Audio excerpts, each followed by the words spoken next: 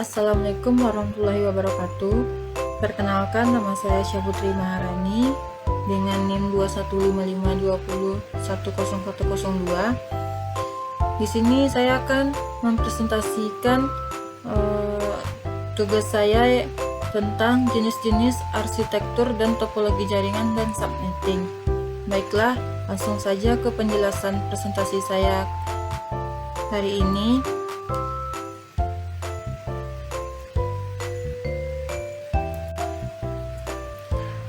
Apa itu pengertian arsitektur komputer? Arsitektur komputer merujuk pada struktur atau organisasi sistem komputer, termasuk komponen, perangkat keras, dan perangkat lunak yang digunakan untuk merancang, mengimplementasikan, dan mengoperasikan komputer.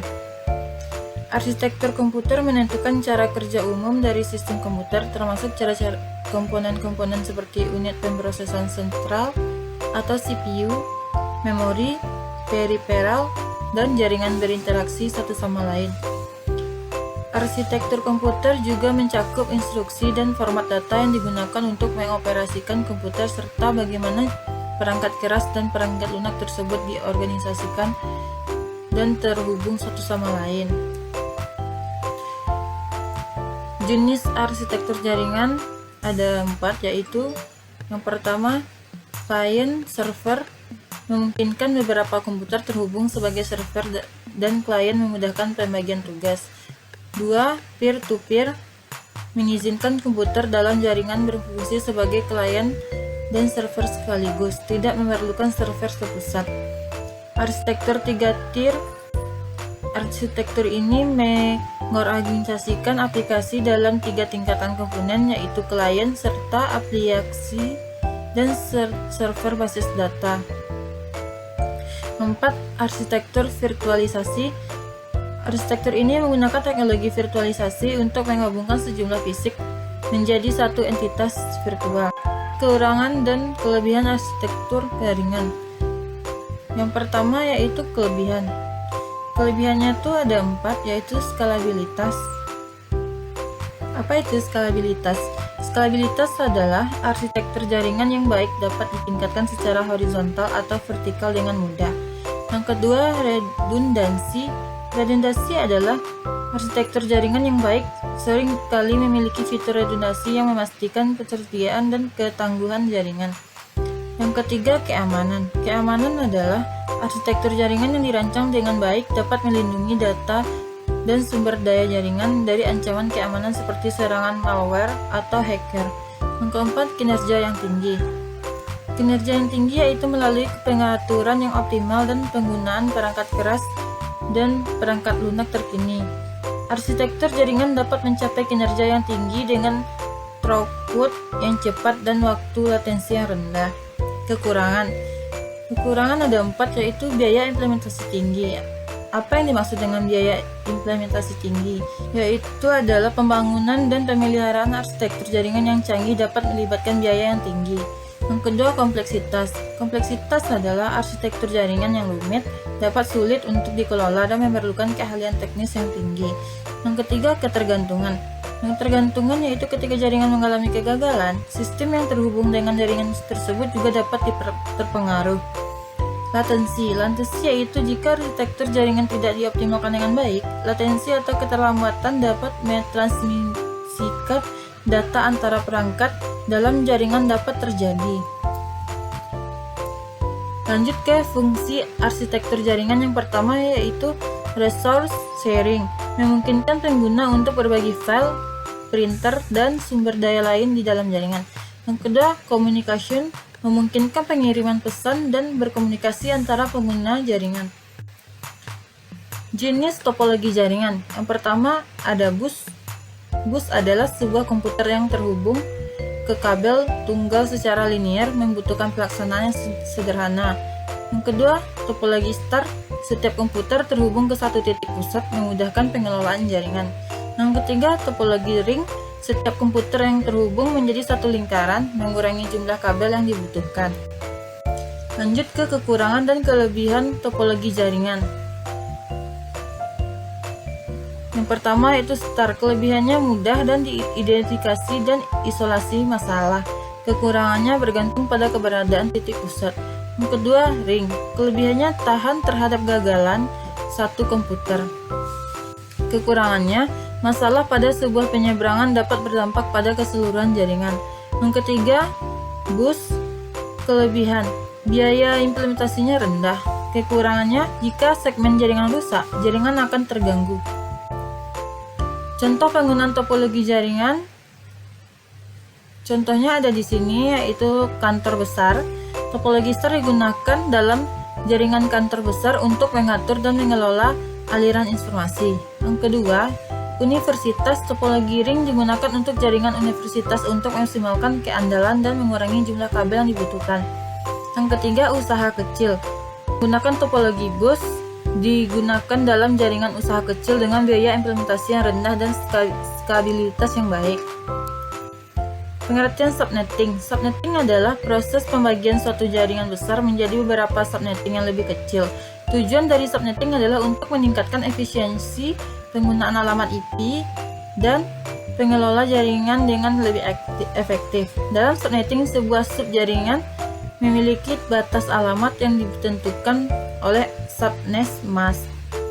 Kekurangan dan kelebihan subnetting. Yang pertama yaitu kelebihan peningkatan keamanan, pengelolaan jaringan yang efisien, penghematan alamat IP. Kekurangannya, kemungkinan kompleksitas konfigurasi. Yang kedua, peningkatan overhead pada router. Manfaat subnetting adalah optimalisasi kinerja jaringan. Penggunaan subnetting dapat mempercepat akses dan meminimalkan latensi jaringan. Pemisahan subnet yaitu memungkinkan pemisahan wilayah jaringan yang untuk mengakses dan keamanan. Proses subnetting. Yang pertama, menentukan jumlah subnet yang dibutuhkan. Yang kedua, menetapkan jumlah host pada sebuah subnet. Yang ketiga, menentukan alamat subnet dan maskara subnet. Contoh penggunaan subnetting, teman-teman bisa lihat di sini. Di sini ada subnet 1, subnet 2, dan subnet 3 dan subnet 4. Kenapa di sini kodenya berbeda-beda di kode network? Karena kalau subnetnya 1, maka networknya akan terganti menjadi 1 di sini. Kalau subnetnya 2 akan terganti menjadi 2. Kalau subnetnya 3 akan terganti dengan 3 dan seterusnya begitu. Kesimpulan dan poin penting. Dalam presentasi ini, kami telah menjelaskan berbagai jenis arsitektur dan topologi jaringan, serta konsep subnetting. Kesimpulannya, serta pemilihan memiliki kelebihan dan kekurangan yang perlu dipertimbangkan sesuai dengan kebutuhan jaringan. Baiklah, di sini kita akan membuat topologi star menggunakan aplikasi Cisco. Yang pertama, saya akan menggunakan 3 komputer atau PC dan 2 laptop.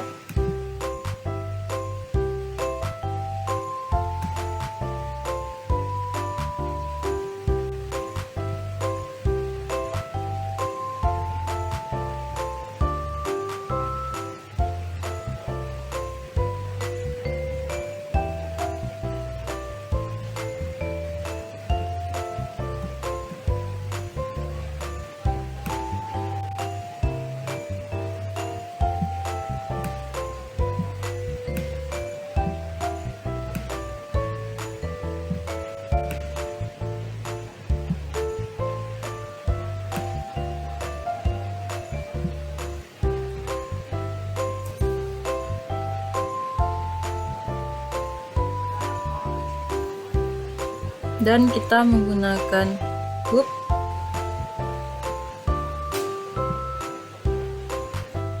Hub ini berfungsi sebagai pusat dari jaringan.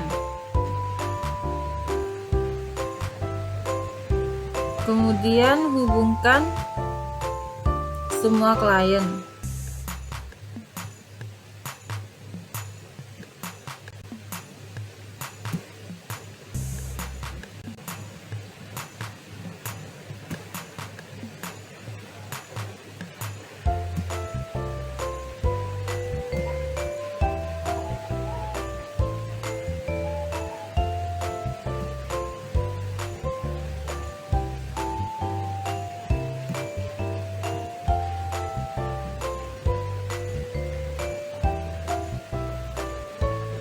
Setelah terhubung, kita akan mengisi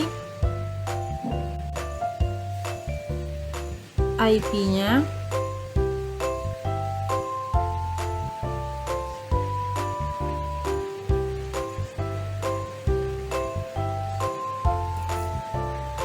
(192.168.10.1) maka secara otomatis subnet masknya akan muncul.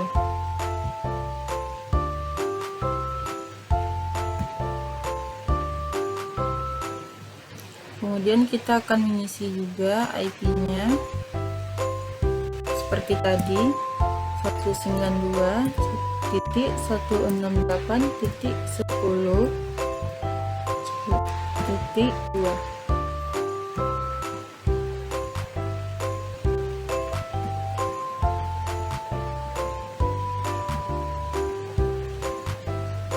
Satu 192.168.10.3.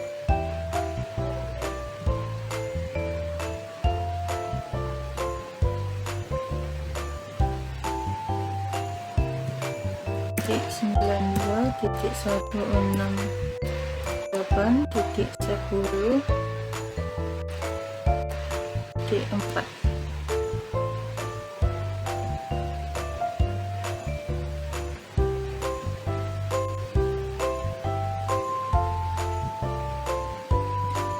Terus 92.168.10.5.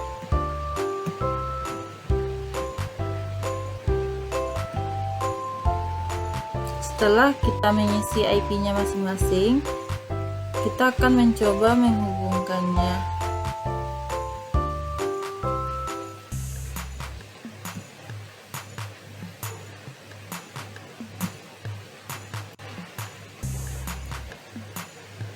Kalau sudah ada kata sukses di sini, berarti komunikasi antara klien sudah berjalan dengan baik. Kita akan mencoba lagi.